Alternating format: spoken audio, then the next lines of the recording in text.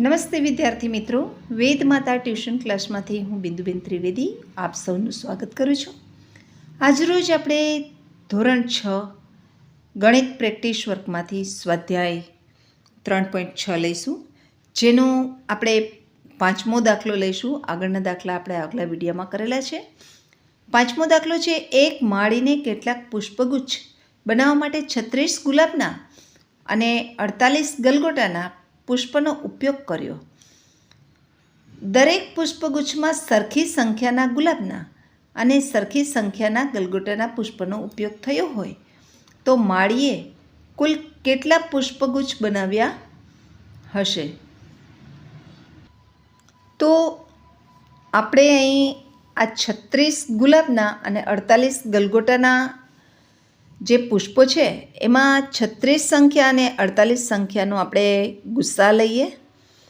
તો 36નો અવયવ પાડીએ તો 18 દુ 36, 9 દુ 18, તન તેરી 9 અને તન એકુ તન, આ રીતે. ત્યારબાદ 48ના અવયવ પાડીએ. 24 દુ 48, 12 દુ 24, 6 દુ 12, 2 તેરી 6 અને તન એકુ તન, આ રીતે. હવે 36ના આપણે જે અવયવ છે ગુણાકારના સ્વરૂપમાં લખીએ. 2 ગુણ્યા 2 ગુણ્યા 3 ગુણ્યા 3, અને 48ના પણ લખીએ. 2 ગુણ્યા 2 ગુણ્યા 2 ગુણ્યા 2 ગુણ્યા 3. બંનેની અંદર સામાન્ય મળે છે 2 ગુણ્યા 2 અને બીજા આ 3 ગુણ્યા 3 એ સામાન્ય મળે છે. તો આપણે ગુસ્સા બરાબર 2 ગુણ્યા 2 ગુણ્યા 3 લઈએ તો 2 દુ 4 અને 4 તેરી 12. આમ માળીએ કુલ 12 પુષ્પગુચ્છ બનાવ્યા હોય. આમ માળીએ કુલ 12 પુષ્પગુચ્છ બનાવ્યા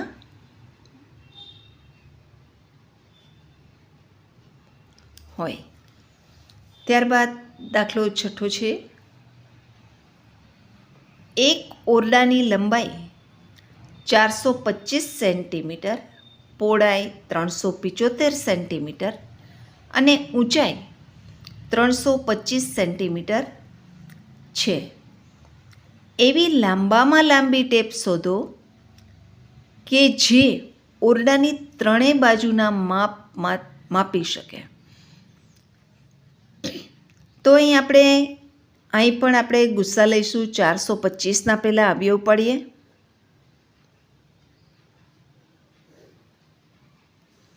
ત્યારબાદ 375ના અવયવ પાડીએ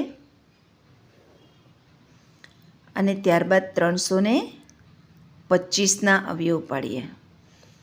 હવે અહીં છેલ્લે 5 છે એટલે 5 વડે જ ભાગ હાલે. 5 અઠા 40, વૈધા 2 પચું 85. હવે 17 પચા 85 અને 17 એકુ 17, આ રીતે. ત્યારબાદ અહીં પણ 5 સત્તા 35, વૈધા 2 અને પચું 25. હજી 5ના પાડામાં 15 5 75 અને 5 તેરી 15 અને 3 એકુ 3, આ રીતે. ત્યારબાદ 325ના પણ અવયવ લઈએ. તો છેલ્લે 5 છે તો 5 વડે જ ભાગ ચલાવીએ. 5 6 30, વધ્યા 2,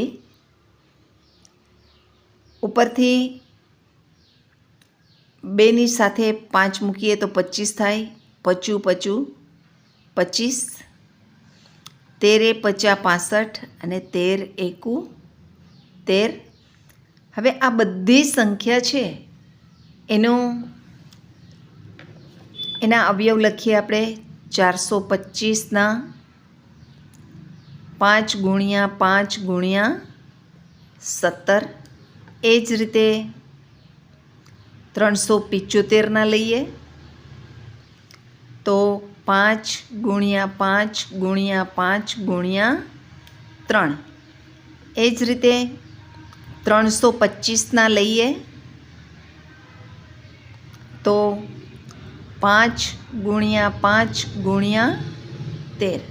તો હવે ત્રણે ત્રણની અંદર આવતા હોય એવા 5 × 5 ત્રણે ત્રણની અંદર આવે છે. તો આપણે ગુસ્સા લઈએ બરાબર 5 × 5 બરાબર 25 થશે. આમ 25 સેન્ટીમીટરની આપણે ટેપ લઈએ જે ઓરડાની ત્રણેય બાજુના માપ માપી શકે. એવી ટેપનું માપ બરાબર 25 સેન્ટીમીટર થશે.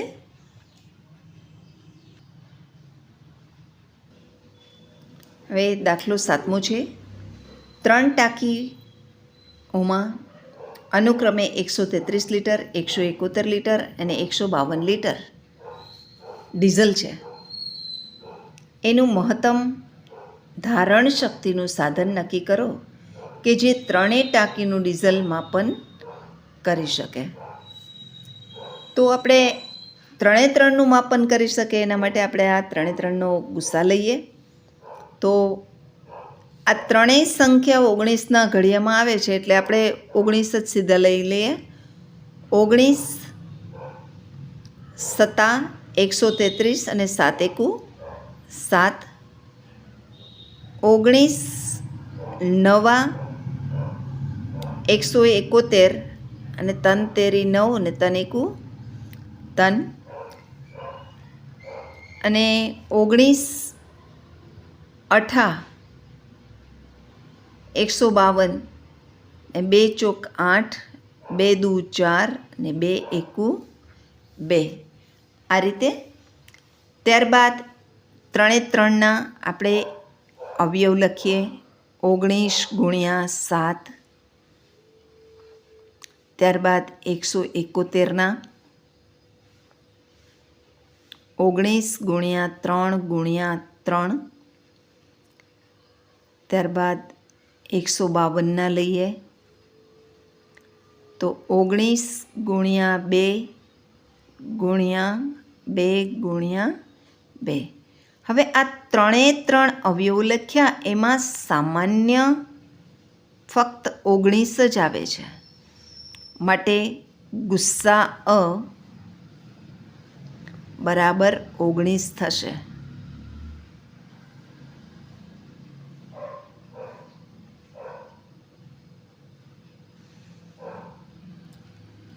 આમ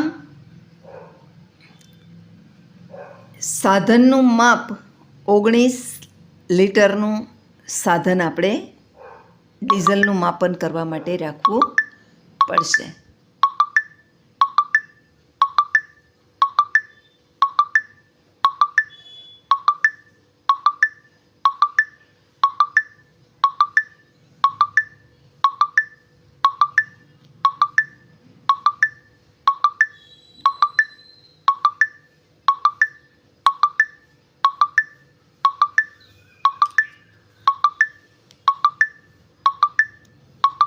ત્યારબાદ દાખલો 8મો છે.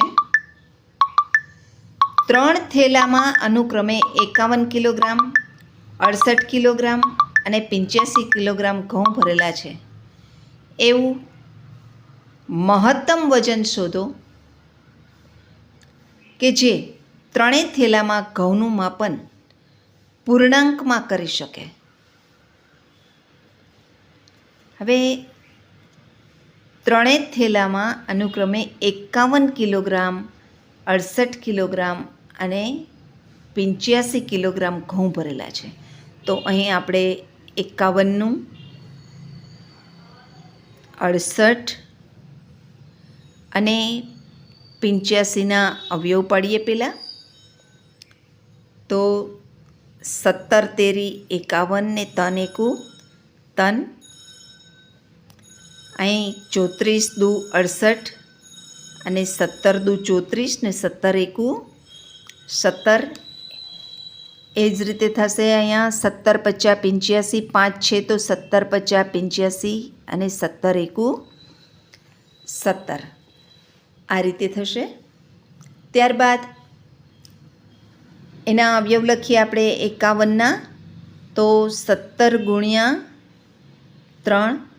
એ જ રીતે 68ના લખીએ તો 17 અહીંયા 17 નીચે છે એને પહેલાં લખી નાખીએ. 17 ગુણ્યા 2 ગુણ્યા 2.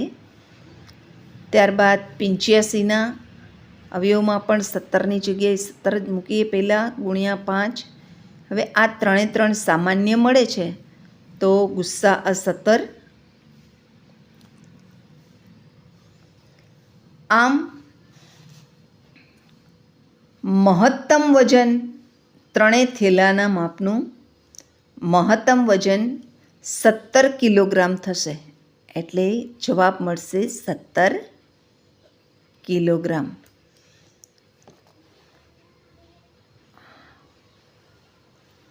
ત્યારબાદ દાખલો 9. લાકડાના 3 ટુકડાઓની લંબાઈ 90 સેન્ટીમીટર, 105 સેન્ટીમીટર અને 120 સેન્ટીમીટર છે. 90, 105 અને 120 સેન્ટીમીટર છે. મોટામાં મોટું માપ તો આપણે ગુસ્સા જ શોધવો પડે. એટલે 45 દુ 90, 5 નવા 45, તન તેરી 9 અને તન એકુ તન. આ રીતે અવયવ પડે. ત્યારબાદ 105ના 5ના પાડામાં જ આવે. 5 દુ 10 ને 5 એકુ 5, 21 50 105. હવે તન 7 21 અને 7 એકુ 7. ત્યારબાદ 5ના પાડામાં આને પણ લઈ લઈએ. કેટલા 50 120 થાય? તો કે 5 દુના 10 વધ્યા 2, 5 ચોક 20 એટલે 24 50 120. હવે તન 18 24, 2 દુ 4 એટલે 2 ચોક 8, 2 દુ 4 અને 2 એકુ 2. હવે એ સંખ્યાઓ લખીએ તો અહીં 2 ગુણ્યા 5 ગુણ્યા 3 ગુણ્યા 3, 90ના અવયવ. 2 ગુણ્યા 5 ગુણ્યા 3 ગુણ્યા 3. એ જ રીતે 105ના લઈએ તો 5 ગુણ્યા 3 ગુણ્યા 7. અહીં 120ના લઈએ તો 5 ગુણ્યા 3 ગુણ્યા 2 ગુણ્યા 2 ગુણ્યા 2. હવે બધામાં સામાન્ય આપણને 5 અને 3 બધામાં જોવા મળે છે. 5 3, 5 3 અને 5 3. બીજું કોઈ જોવા મળે છે? જો અહીંયા 2 3 છે, આમાં 2 છે પણ 3 નથી બીજા. અહીં 7 છે તો આ 2માં 7 નથી. એટલે સામાન્ય 5 ગુણ્યા 3, 5 ગુણ્યા 3, 5 ગુણ્યા 3 એટલે ગુસ્સા સામાન્ય મોટામાં મોટો અવયવ હોય એ જ એનું માપ હોય. 5 તેરીને 15 માટે મોટામાં મોટું માપ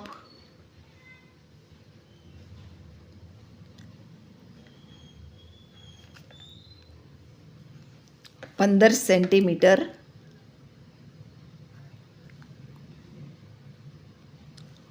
થશે.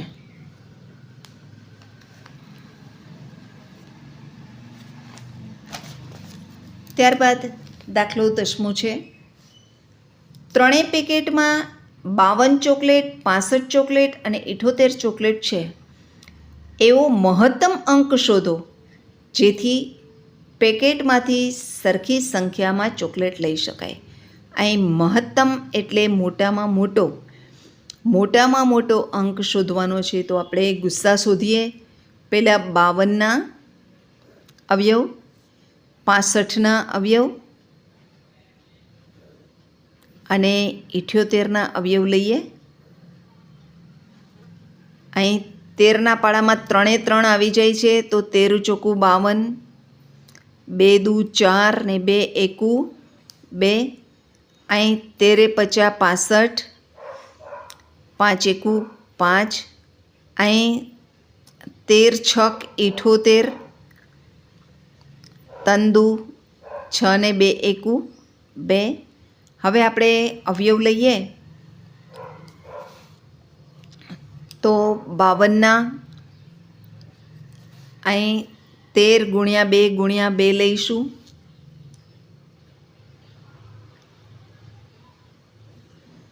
એ જ રીતે 65ના 13 ગુણ્યા 5 લઈશું. એ જ રીતે 78ના 13 ગુણ્યા 3 ગુણ્યા 2 આ 3 લઈશું. તો ગુસ્સા બરાબર 13 થશે. માટે સરખી સંખ્યાની ચોકલેટ લઈ શકાય એવો મહત્તમ અંક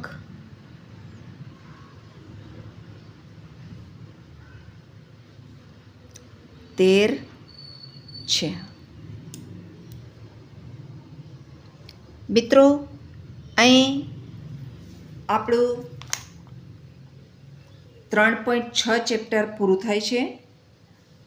તો મિત્રો, તમને જો મારો વિડીયો ગમ્યો હોય તો મારી ચેનલને લાઈક કરો, શેર કરો અને સબસ્ક્રાઈબ કરો.